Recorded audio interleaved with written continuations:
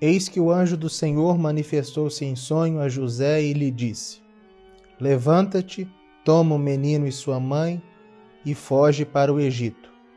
Fica lá até que eu te avise, porque Herodes procurará o menino para o matar. Ele se levantou, tomou o menino e sua mãe durante a noite e partiu para o Egito. Sejam muito bem-vindos ao nosso especial de Natal, o sentido católico da história. Eu já estava muito ansioso por esse especial de Natal e que eu acho que vai ser especialmente gratificante, tanto para mim quanto para vocês. Para quem não me conhece, eu sou o professor Lucas Lancaster, eu sou historiador, eu sou mestre em Direito e eu sou professor de História da Igreja. Já fazem quase 12 anos que eu estudo História da Igreja, e já mais quase 3 em que eu ensino História da Igreja. E nos últimos meses eu tenho me dedicado a ensinar a História da Igreja aqui na internet. E nesse especial de Natal, esse especial de Natal tem vários objetivos. E um dos principais deles é mostrar qual é a verdadeira esperança cristã. Porque o mundo moderno, ele tem uma esperança imanentista, uma esperança nas coisas deste mundo. Enquanto a esperança cristã não está neste mundo, não pertence a este mundo. Essa é a grande distinção. Em que nós colocamos o sentido da nossa vida? Em que nós colocamos o sentido da própria história? Aqui neste mundo ou em uma realidade que transcende a este mundo?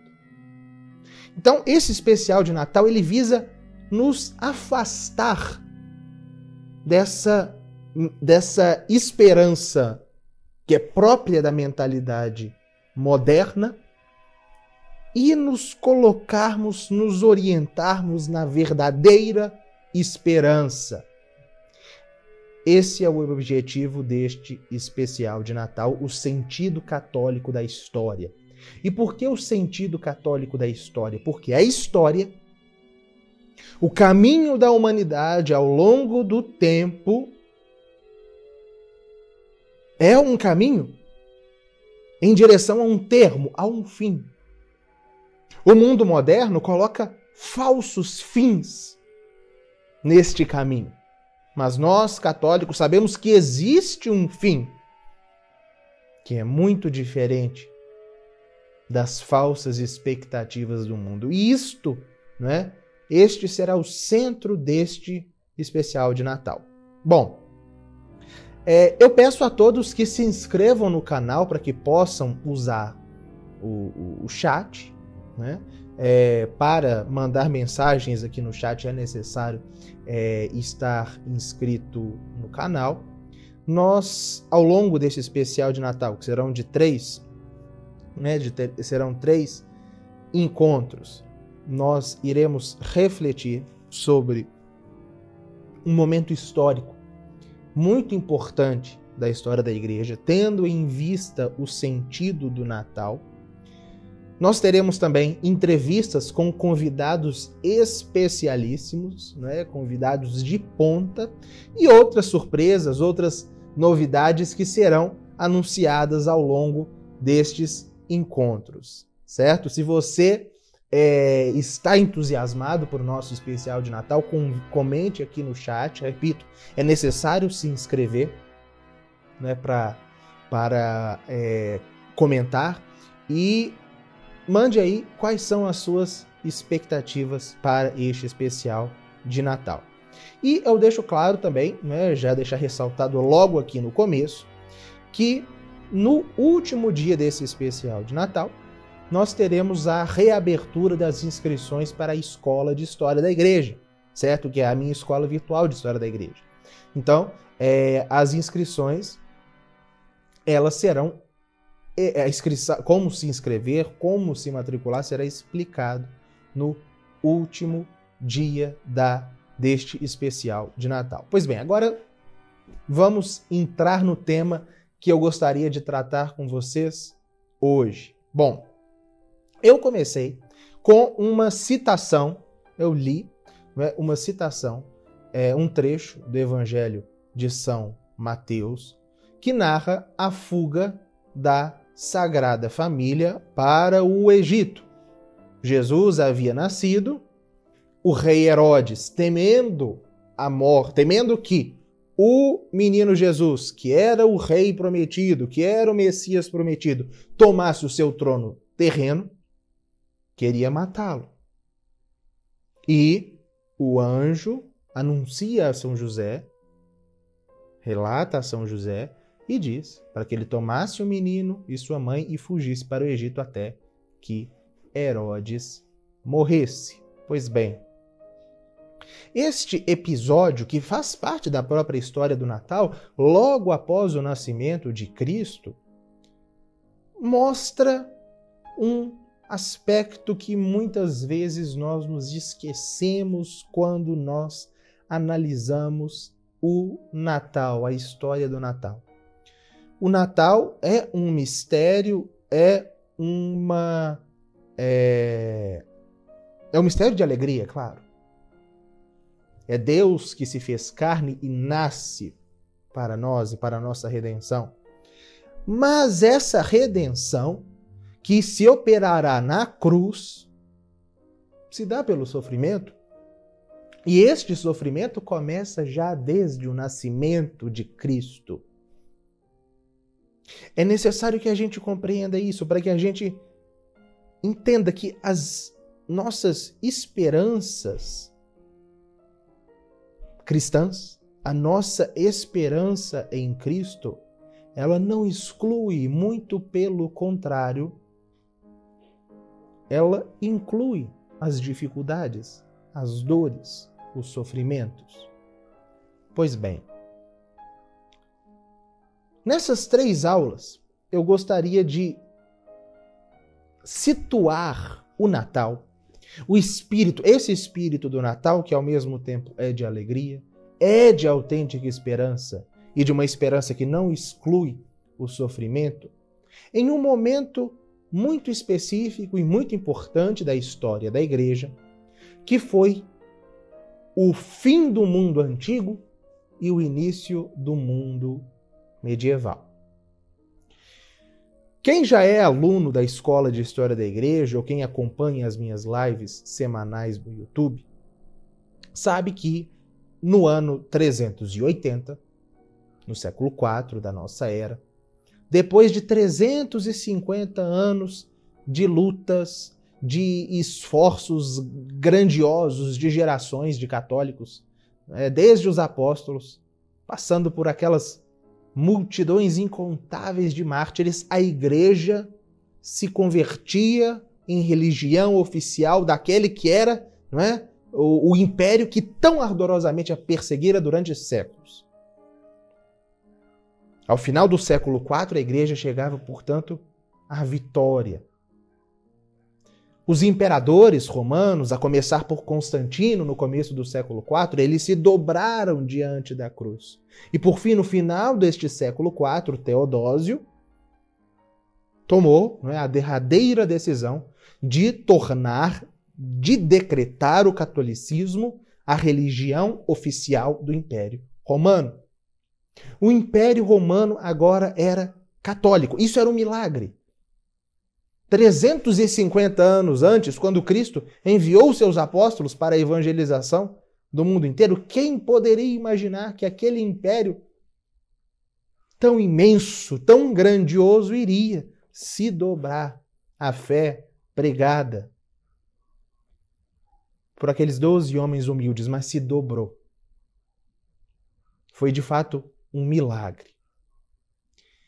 Porém, a adoção da fé católica no século IV pelo Império Romano foi apenas uma espécie de sobrevida a um império que já estava em franca decadência.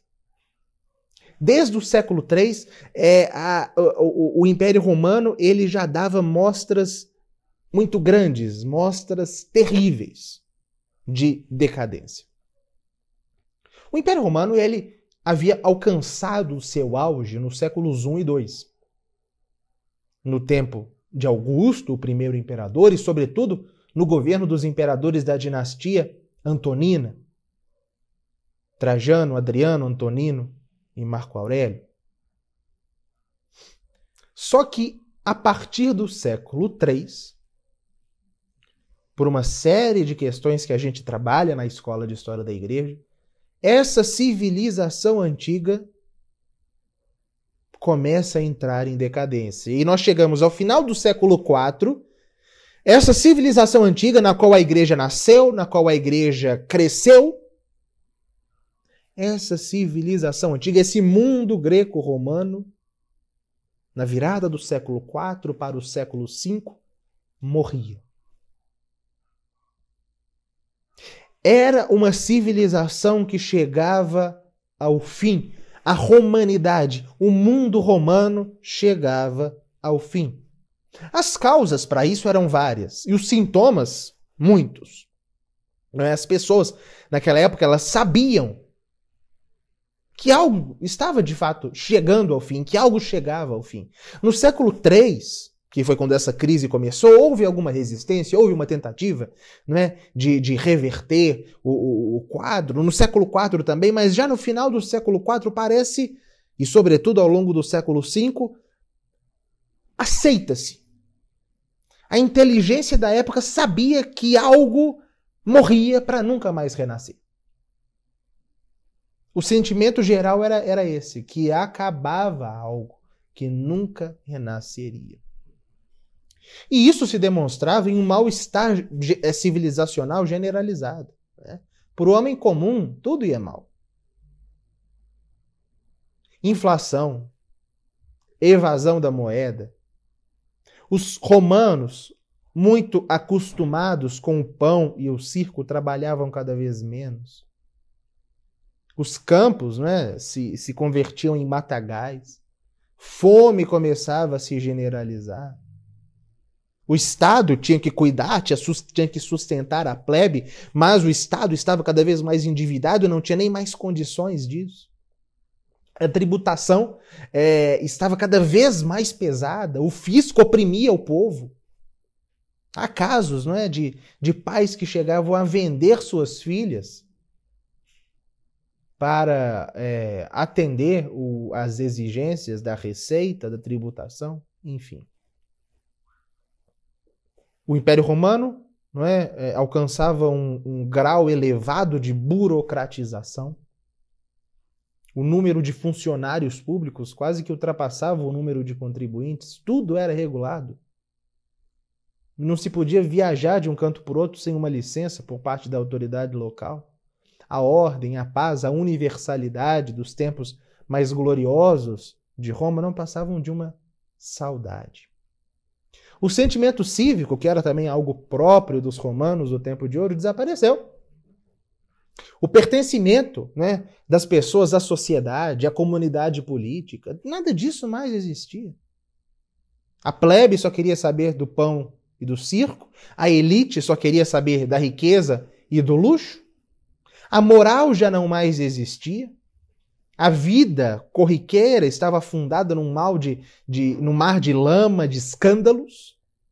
Os vícios, né, de devassidão, queda da natalidade, desonestidade na vida, tudo isso parecia quase a regra na sociedade romana. E o próprio pensamento, ao menos entre os pagãos, o pensamento, a intelectualidade, a literatura, debatiam-se na senilidade, dava os seus últimos suspiros. Quase nenhuma obra considerável dos pensadores pagãos foi produzida naquele período. As obras de arte são uma vergonha se a gente compara, por exemplo, as moedas dos séculos I, II e até do III, com as dos séculos IV e V. É impressionante como os romanos não conseguiam nem mais manter o nível artístico das moedas. Como escreveu um santo daquela época, um bispo gaulês daquela época, Santo Eutíquio, bispo de Lyon, aquele era um mundo de cabelos brancos. Então, internamente, a civilização antiga, ela padecia de uma terrível doença, de uma velhice.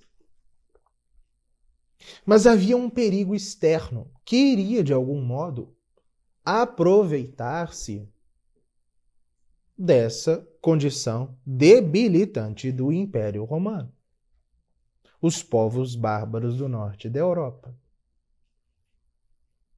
No século IV, começam as primeiras invasões bárbaras, mas é no século V em que elas de fato se dão. Mas essas invasões elas foram, de algum modo, propiciadas pelos próprios romanos. Por quê?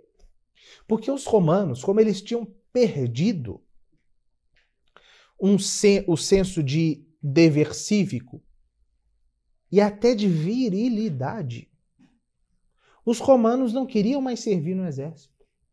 Conta-se que naquela época, não é, as pessoas, os homens, chegavam a cortar um dos dedos para não ter que ir para o exército. O exército romano minguava, então qual que era a alternativa para manter o exército de pé, existindo? Os bárbaros. Bárbaros das fronteiras eram federados, essa era a expressão, federados, eram trazidos para dentro do Império Romano e tornados soldados romanos. E de repente esses bárbaros não entravam, agora enquanto romanos, nas cidades, e exerciam inclusive atração sobre as mulheres romanas. As mulheres romanas sentiam atração pelos bárbaros, porque viam nos bárbaros uma masculinidade que os romanos não mais tinham. Então, os bárbaros, pacificamente, em primeiro lugar, foram se instalando em massa dentro do império. Primeiro, como aliados, mas logo como inimigos. Como eles começaram a invadir como inimigos? Com o que se convencionou chamar de as invasões bárbaras do século V. Né? Pressionados pelos ataques dos hunos, que eram povos asiáticos que vinham das estepes centrais da Ásia, que se precipitavam contra os germânicos do norte da Europa, esses germânicos começaram a entrar dentro das fronteiras do Império Romano, mas não como exércitos, mas como tribos, povos inteiros entrando. E a marca das invasões, aquele acontecimento que é considerado pelos historiadores como o início, foi uma travessia do rio Reno, né, um rio que corta a Europa Ocidental, mais para o norte, basicamente na Alemanha. Em 31 de dezembro de 406, milhares de famílias de bárbaros entraram no Império Romano. Depois dessa primeira travessia, tantas e tantas outras incontáveis. Eram aqueles bárbaros que iriam, de fato, sepultar o Império Romano e substituí-lo. Não é? Os francos, vândalos, burgúndios, ostrogodos, visigodos, ângulos, saxões, suevos, lombardos, ostrogodos, etc. E eles foram, né, penetrando no Império Romano e foram arrasando o Império Romano. As autoridades locais e os próprios imperadores, o que na maior parte dos casos faziam? Fugiam. Porque não havia mais condição de segurar, de sustentar a civilização, de sustentar as instituições políticas, a organização romana, os próprios exércitos romanos, diante daquela multidão de povos invasores. Ou seja, foi uma conjugação de uma decadência interna profunda e de uma invasão externa incapaz, né, da qual os romanos eram incapazes de frear. A Bretanha ela foi perdida em 407, ao longo da década de 430. A Gália, atual França, a Espanha e a África foram perdidas, né? E por fim, Roma e a Itália foram tomadas definitivamente em 476 pelos Érulos, colocando fim ao Império Romano do Ocidente. O que eu narrei aqui foi a crise de uma grande civilização que alcançou em determinado momento, não é, uma grandeza em todos os aspectos, não é, que torna essa civilização, que tornou essa civilização, que é a romana, uma das maiores da história, mas que agora, como que pela lei da história, mergulhava no caos até desaparecer. É inegável que hoje nós passamos por uma crise de civilização.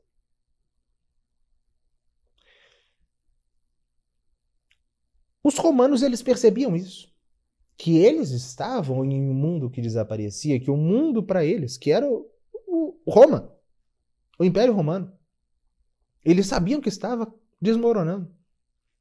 Assim como nós também temos um sentimento, uma percepção maior ou menor, de que tudo aquilo que nós convencionamos chamar de civilização ocidental, tudo aquilo que é próprio dela, está sendo, se aqui já não foi, posto abaixo.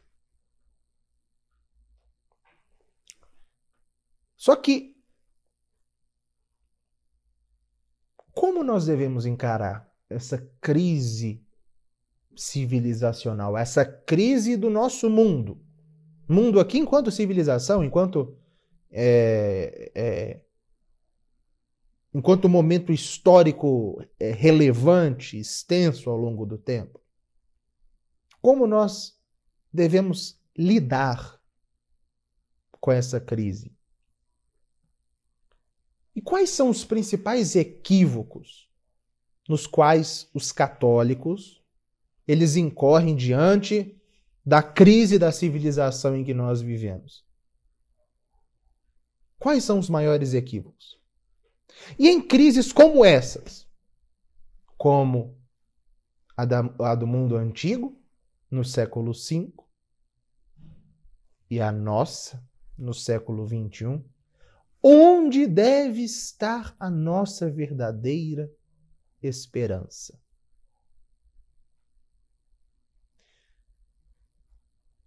Em seguida, nós iremos reproduzir aqui uma conversa que eu tive com o professor Sidney Silveira, estudioso da escolástica, em que nós conversamos um pouco a respeito disso, para trazer luz a respeito dessas duas questões, os erros, não é? Os principais erros que os católicos incorrem ao analisar a crise da civilização e onde deve estar a nossa verdadeira esperança. Olá pessoal, estou aqui com o professor Sidney Silveira, estudioso da escolástica de São Tomás de Aquino, autor de Cosmogonia da Desordem, que quem me segue nas redes sociais já deve estar cansado de ver quantas vezes eu sugiro esta obra, né, que realmente é uma das obras que eu mais admiro dentre as publicadas no Brasil nos últimos tempos. E hoje ele vai conversar um pouquinho conosco a respeito da crise do Ocidente atual. Em primeiro lugar, professor, eu gostaria de perguntar-lhe, na sua opinião, quais são os principais equívocos nos quais os católicos incorrem diante da crise de civilização que nós vivemos? Quais as falsas visões da atual crise que os católicos precisam superar? Bom, meu caro Lucas, obrigado pelo convite para esse bate-papo.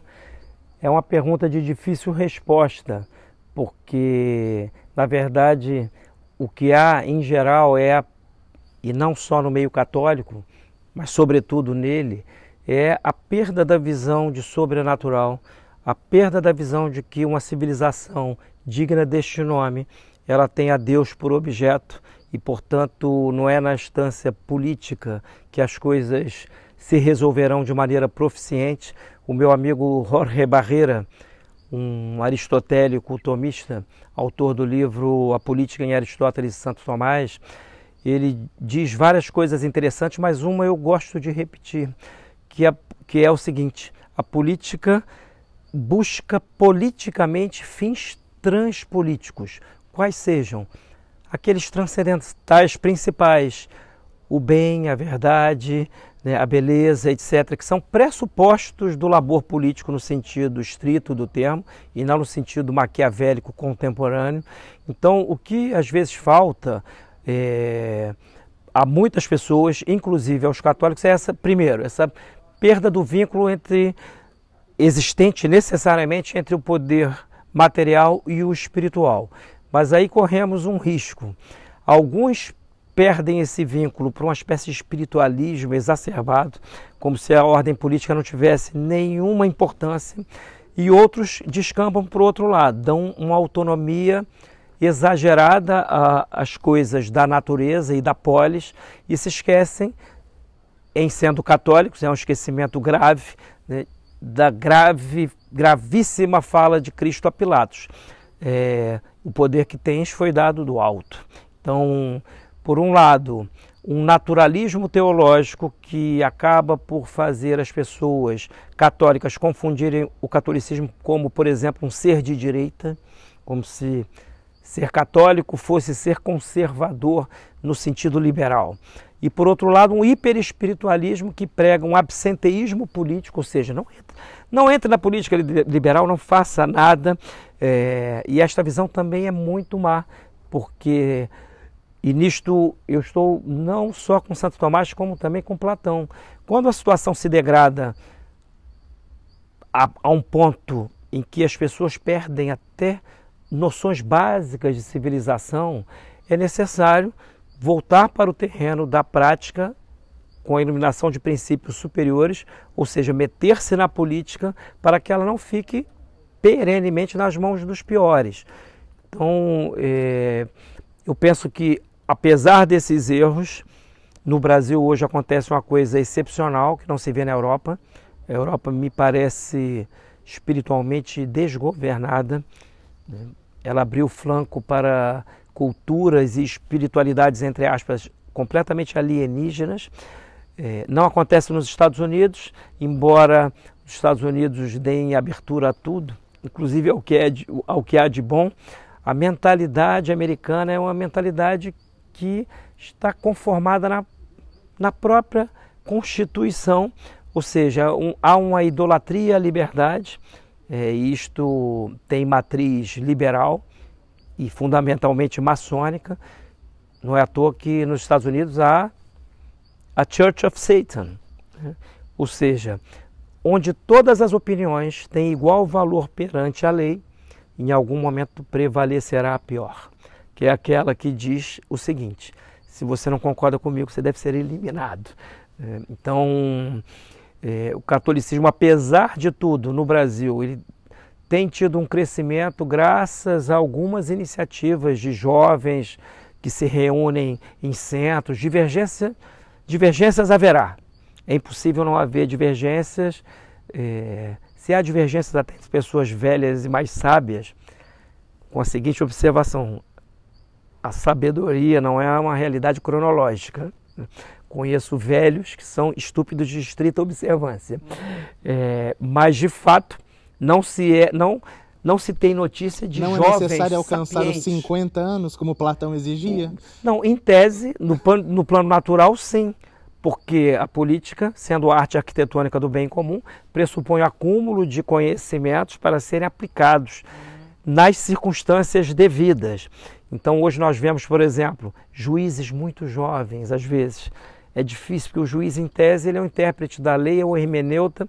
Se ele não tiver maturidade, ele não vai ter uma coisa que para Aristóteles é cara, que é a virtude da epiqueia, que é o discernimento das excepcionalidades. Nenhuma norma legal abrange todos os casos possíveis. Então, quando acontece de haver um caso que não está abrangido na letra fria da lei, o intérprete vai apelar a princípios superiores, prudenciais, para aplicar, dizer o direito. É o papel do juiz. O juiz é né? É quem diz o direito, ius dicens. Então, aplicar o universal no particular de acordo com as peculiaridades. Isso, com as circunstâncias, etc. O que não é fácil. Mas no caso católico, apesar das confusões, eu que sou um pessimista ex officio, apesar das confusões, se houver um amanhã, ele vai sair destas iniciativas católicas. Acho que devemos pregar mais uma certa unidade, apesar das divergências do problema. E aqui vou dizer algo, me perdoem os mais jovens se eu firo susceptibilidades, há problemas geracionais, há algumas atitudes que eu vejo que são levadas a cabo por pessoas que têm entre 40 e 25 anos, que em outras épocas seriam inconcebíveis. As pessoas estão mergulhadas no celular, desgovernando a sua imaginação, não se olham mais nos olhos. E esse é outra crítica que eu faço, um catolicismo abstrato que esquece a concretude do ser humano. A pandemia ou a doença dita pandêmica nos deu muitos exemplos de católicos, por exemplo, que aderiram ao Fique em Casa, e dos que eu conheço que aderiram, nenhum é desses que vai à rua ter com as pessoas que estão passando fome. Nós estamos obrigados à caridade para com todos e não só para com os católicos. Então há um certo abstracionismo teórico e o catolicismo não é para intelectuais. A fé é para todos, embora nem todos venham a salvar-se. Isto é uma verdade teológica, com vontade antecedente, como diz a teologia escolástica. Deus quer que todos salvem-se. Com vontade consequente, como ele é justo, ele permite que alguns se percam devido a seus pecados em matéria grave. Então, eu, apesar do meu otimismo, acho que estamos num processo verdadeiramente apocalíptico. Eu penso que o Brasil participa da mensagem de Fátima e, portanto, parece que Deus reservou algo para esta que é a terra da Santa Cruz, e alguns dos católicos devem resgatar isto. Nós somos filhos de heróis lusitanos, católicos.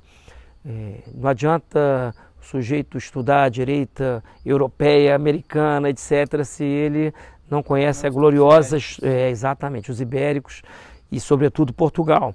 O padre Antônio Vieira diz que Portugal nasceu de um milagre, é o único país, entre aspas, parido pelo próprio Deus, né? Nasceu de uma visão do rei Afonso Henriques. Brasil, então, é neto. Se Portugal é filho, nós somos netos.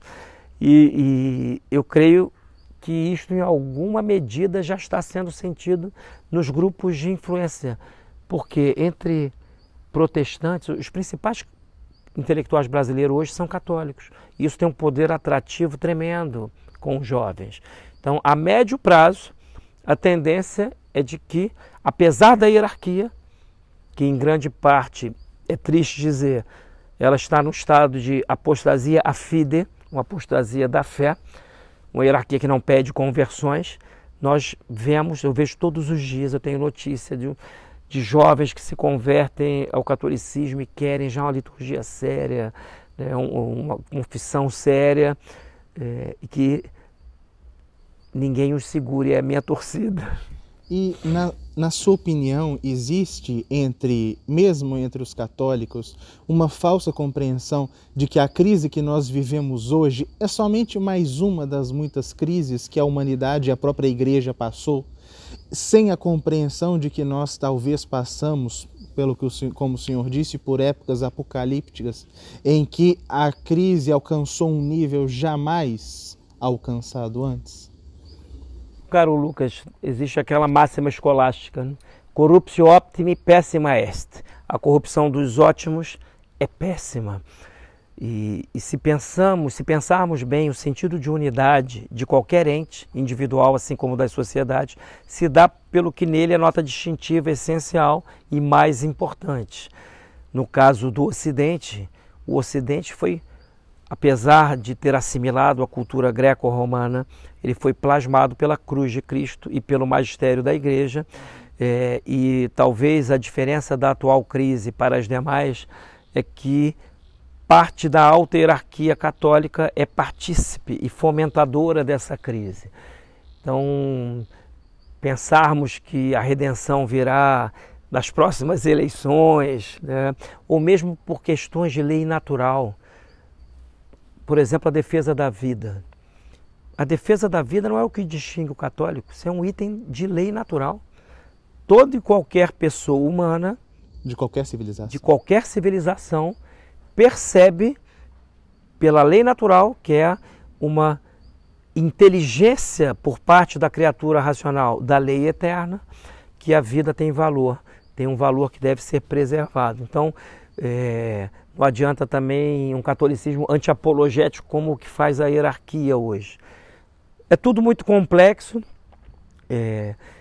Eu vejo formar-se com tristeza um poder global, que era o sonho de Dante Alighieri no seu livro De Monarquia, em que ele propõe literalmente um governo, um principado universal sem a igreja. Ao que consta, esse livro de Dante foi para o índex de livros proibidos, essa obra, e ela vai se repetindo ao longo do tempo, né? Então, eu contemplo o cenário, é óbvio, nós ficamos tristes ao ver que tudo que é tradição, só sobra. Acabamos de assistir a uma palestra do professor Martim Echavarria, em que no final ele disse uma coisa profunda: o homem, para ser o que é, precisa aceitar o que recebeu. Ou aceitamos por tradição os valores perenes, ou pereceremos. Então, o amanhã a Deus pertence. Deus é o proprietário de todos os amanhãs. Aos católicos cabe fazer o melhor hoje. Às vezes, até desobedecendo, em alguns casos. A desobediência muitas vezes se impõe quando aquele que tem autoridade não faz jus à autoridade de que é detentor. Desobedecer para obedecer. Exatamente. Desobedecer sob o influxo de luzes superiores àquelas que as autoridades estão renegando neste momento. O senhor citou um ponto interessante. A crise que nós vivemos e, ao mesmo tempo, a situação da igreja. E eu sempre me recordo uma situação semelhante, mas com uma diferença brutal. Porque a cristandade, a civilização cristã do Ocidente, ela nasceu também de uma crise, que foi a queda do Império Romano e a edificação dos reinos bárbaros. Era uma crise civilizacional grande, semelhante à nossa, se não considerarmos um aspecto essencial. A igreja estava sólida, forte, com os seus chefes, seus papas, seus bispos, prontos para enfrentarem todos aqueles desafios que se colocavam diante deles, converterem aquelas nações bárbaras e edificarem uma civilização. Esse talvez, na minha opinião, se a gente considera, por exemplo, a crise do Império Romano e a crise que o sucedeu, que foi a Era das Trevas, a verdadeira Idade das Trevas, não é? Séculos 5, 6 e 7, havia uma luz, que era a igreja. A luz que é a igreja continua acesa, só que debaixo do alqueire, para utilizar a expressão de Nosso Senhor no Evangelho. O senhor concorda com essa comparação? Eu concordo realmente que a luz tem andado, se não debaixo do alqueire, escondida por vitrais opacos. E isto é uma tragédia, mas assim, como não sabemos o dia e a hora, o negócio é combatermos, confiando em Deus e que Ele nos dê forças e luzes, porém, sem jamais jogarmos para debaixo do tapete as evidências. Ninguém vive bem se nega as evidências. Ir contra a realidade é um mau negócio, né? No plano físico, psicológico, espiritual. Então as evidências são terríveis. Porém, pode ser que também seja a vontade de Deus, uma restauração, em parte, que seja do espírito da cristandade, não sabemos.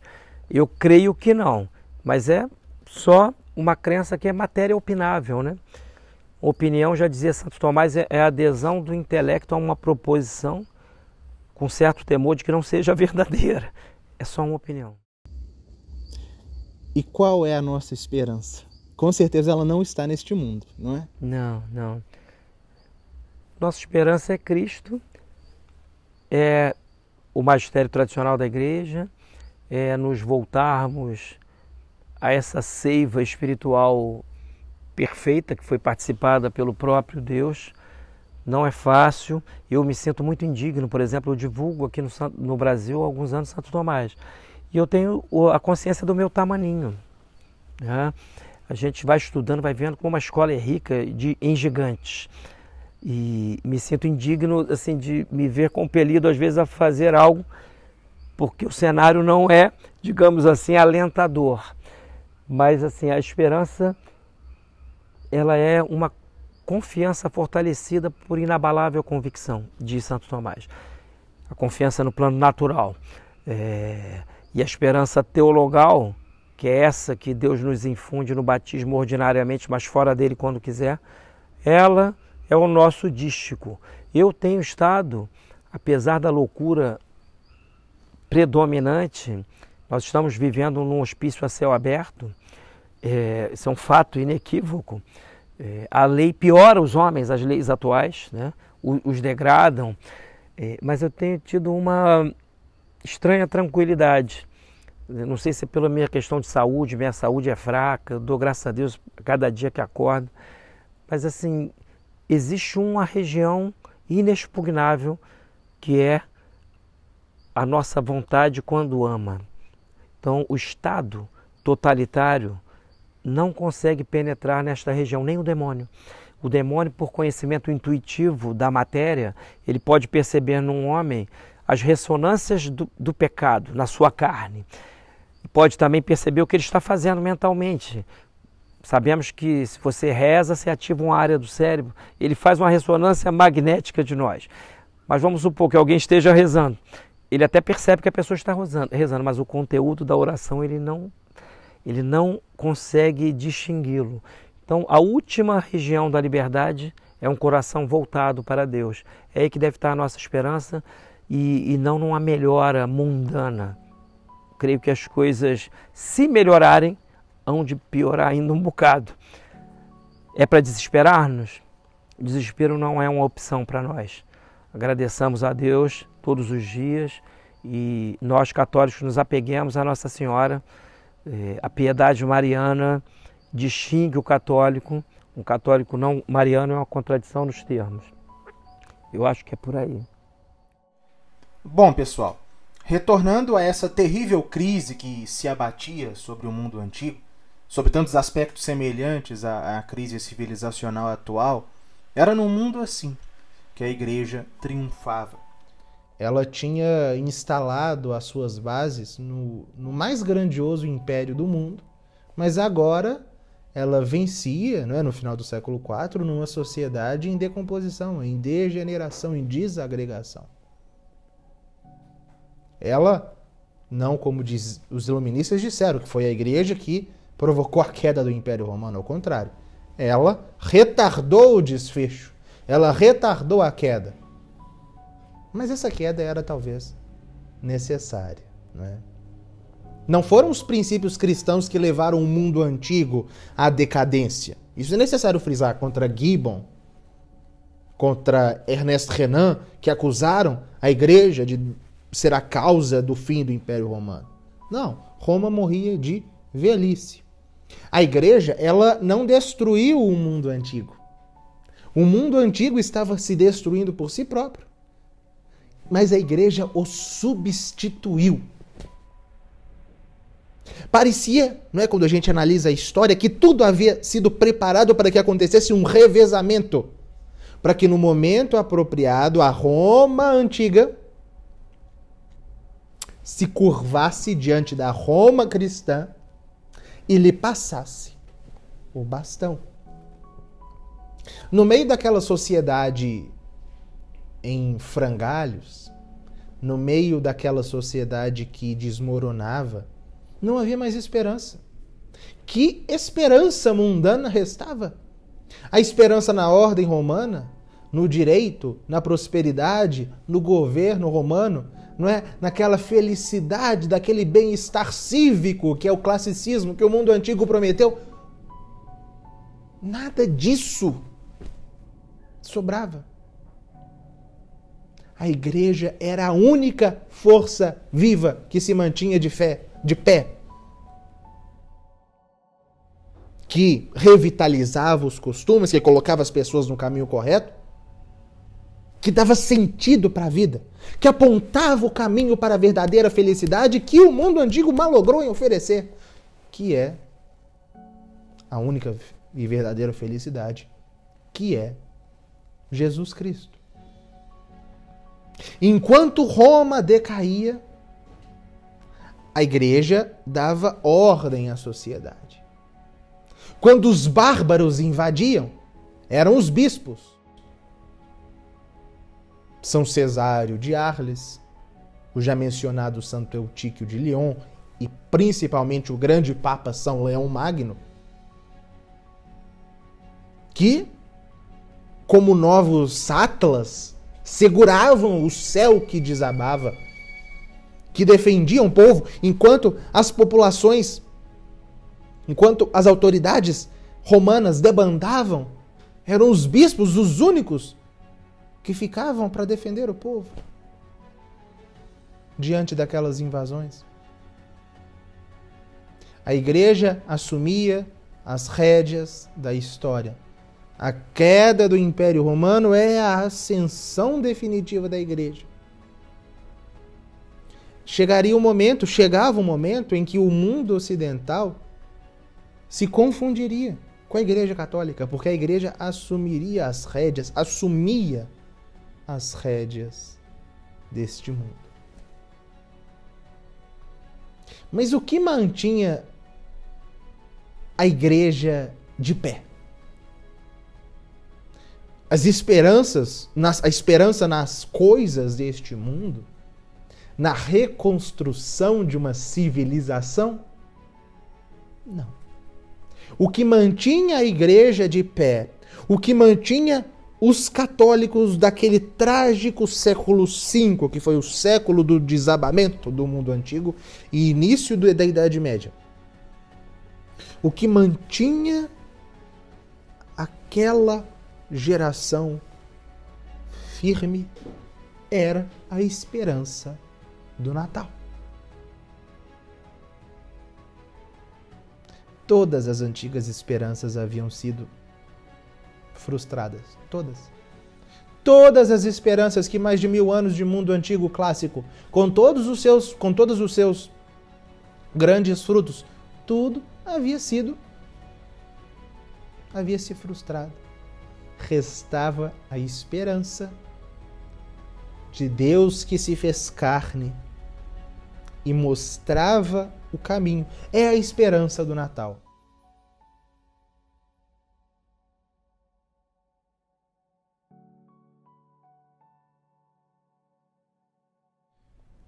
E agora, eu gostaria de ler para vocês um trecho de um sermão que foi pronunciado nestes dias, naqueles dias tenebrosos, pelo grande sustentáculo da igreja naquele tempo, que foi o Papa São Leão Magno.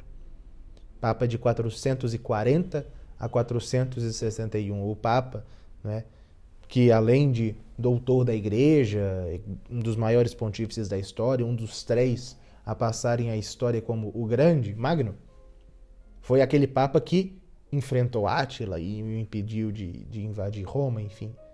E sobreviveram dele grandes homilias, muitas delas pronunciadas no Natal.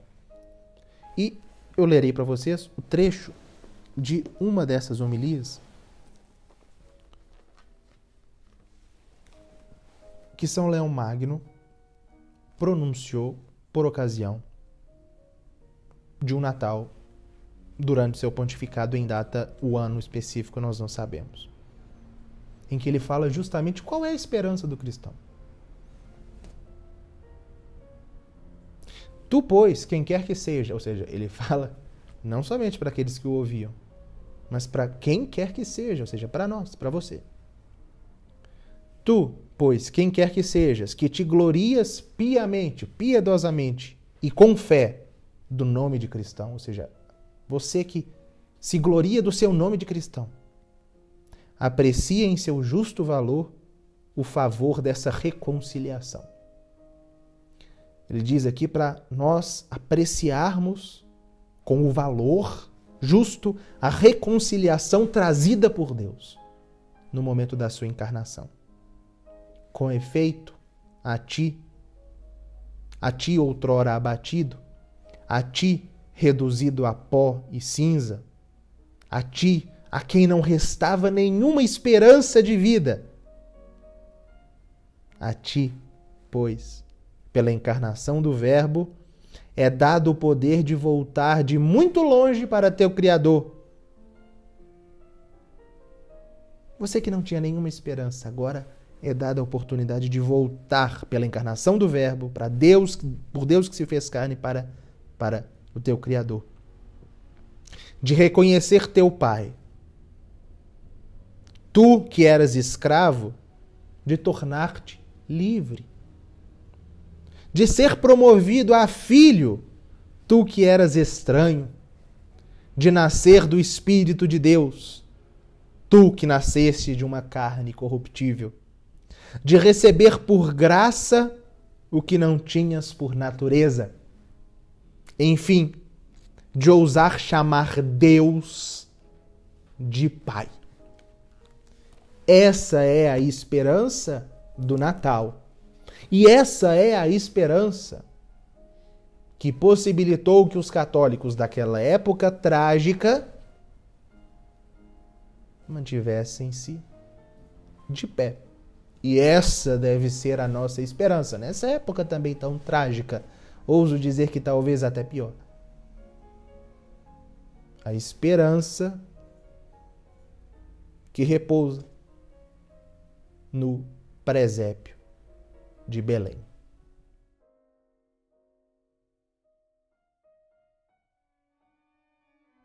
Então, pessoal, nós já estamos caminhando para o final deste nosso primeiro episódio desse especial de Natal, mas fica até o final, porque no final nós teremos uma surpresa. Eu queria que agora você que acompanhou até aqui, comentasse no chat o que você aprendeu, o que mais te chamou a atenção nisso que a gente conversou hoje, que foi, né, eu acredito que possibilitou que muitos de vocês, inclusive a mim mesmo, percebêssemos qual é a nossa autêntica esperança, a diferença da mentalidade moderna imanentista e em relação à verdadeira esperança do católico, que nos momentos de crise está no menino que nasceu em Belém. No episódio de quarta-feira, no próximo episódio, eu irei trazer a lição, sem dúvida, do homem mais importante daquela época. O homem que, com a sua vida, mas sobretudo com os seus escritos, e especificamente um de seus escritos, mostrou para os católicos da época como se posicionar no momento da crise, no momento da dor, no momento do desespero, no momento do medo, no momento da angústia, que é Santo Agostinho. Então, espero você no episódio que vem, em que nós falaremos a respeito do que Santo Agostinho nos ensina para sobrevivermos, mantermos na fé, na esperança durante estes momentos de crise.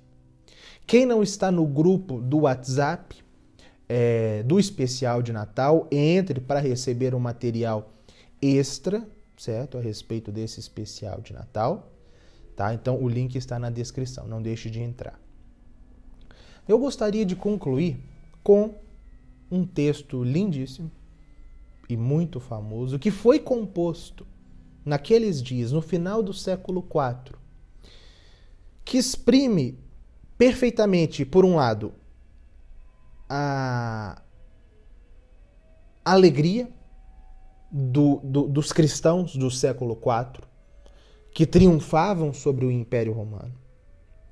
Mas, por outro lado, a angústia perante um futuro que parecia sombrio.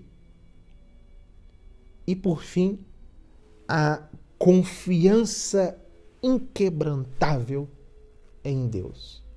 É o Te Deum, não é? Um cântico que seria repetido pela igreja milhões e milhões de vezes ao longo da história, né? E que manifesta ao Senhor a gratidão da igreja, a Ele, a sua confiança, a confiança da igreja em Deus e o amor da igreja por Deus. Ele foi composto por um bispo daquela época, chamado Nicetas de Ramesiana, e que, exprimindo o sentimento dos católicos do século IV, também há de exprimir os sentimentos nossos, enquanto católicos do século XXI.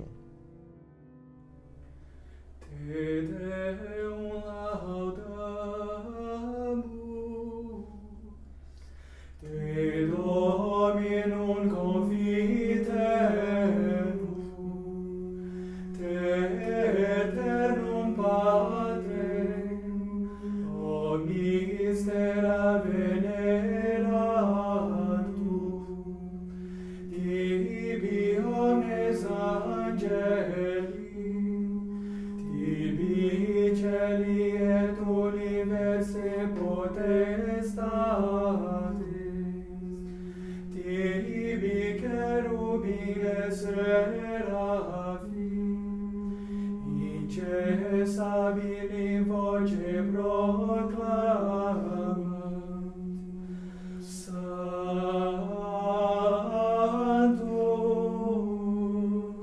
Sanctus, Sanctus,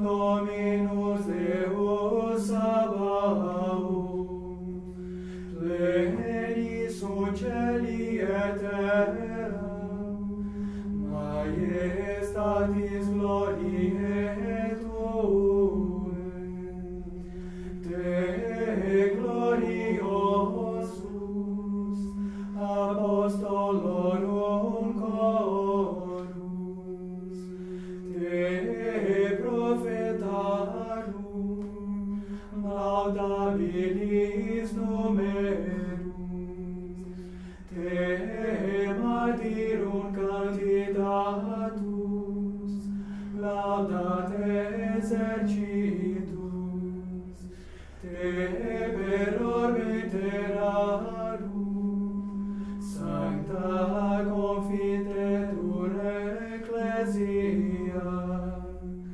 Patrem, immense majestatis, venerandum tuum verum et unicum Filium,